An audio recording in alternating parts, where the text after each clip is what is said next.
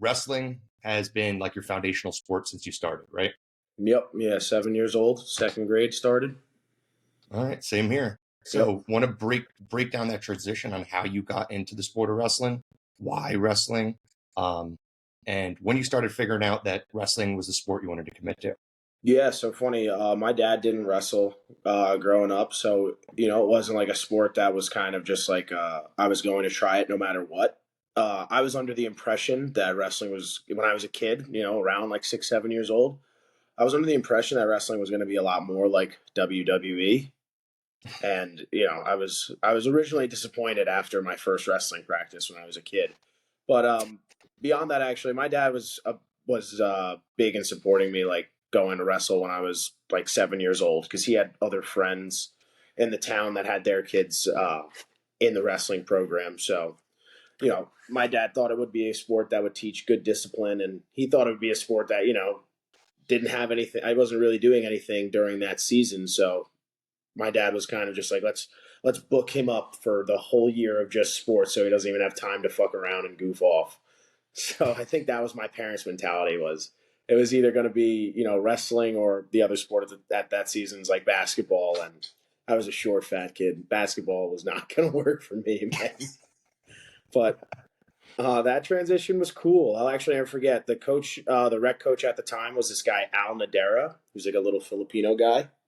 And Al had a kid who was wrestling in high school who was my sister's age. My sister's a little older than me.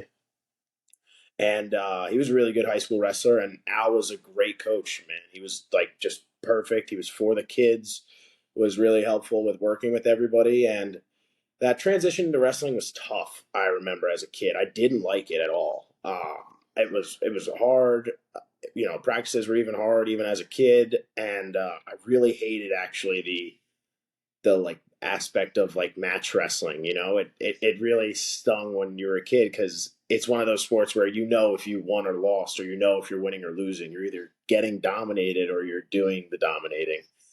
And I remember my first match, it was at Riverdale, and I lost to I don't remember the kid's name, but I lost because I clasped 3 times and I got disqualified, and I was in second grade. And I remember like crying my eyes out, because you got to have this kid's hand gets raised right in front of you, and that's like that's kind of impactful for like a little kid. It's basically like it's just straight like rewarding victory, and I think that plays a lot into. I think everybody that does wrestling, I think it has to impact you some way in growing up. It's just and that's kind of where I guess subconsciously you start realizing the correlation between hard work and rewards. It's one of those sports where you get what you reap what you sow. You put in and you get out. Pretty much almost identical things. If you don't want to put in your work, you're not going to get the results you want. But that transition, moving on up, I actually tried to quit wrestling multiple times when I was in like elementary school and middle school. And my dad just like wouldn't let me. He was like, no, like you're not a quitter. Like you could do this. And I hated losing so much. I cried after every match that I lost, probably up until like sixth grade, like something embarrassing. And like even then, it's still cry in like spare amounts like after that. But middle school was rough. I started off uh I started off okay, and then around like fifth, sixth grade, other people were hitting puberty, and I just was not, and I was still a little short, pudgy, fat kid, and everyone was passing me up. And I got to seventh and eighth grade, and I'd placed in states, rec states every year before that, and then my last 2 years, seventh and eighth grade, I didn't place in states, and it was like really going into high school on a low point. So I got into high school and I just didn't register for wrestling my freshman year of high school. And then our assistant coach at the time, Chris Filato, if you remember, the big jacked guy, he Yeah, he's the came man. he came over to like my house, and he told my dad, he's like, oh, like Brian's not like registered for wrestling. Like, are you wrestling? My dad, I see going to come out this year. And my dad was like, like I don't think wrestling's for him, man. Like, it's just doesn't seem like it's working out. And he was just like, oh, come on. Like, we could really use him. Like, I think he'll be fine. Like, I'll work with him, like all this stuff.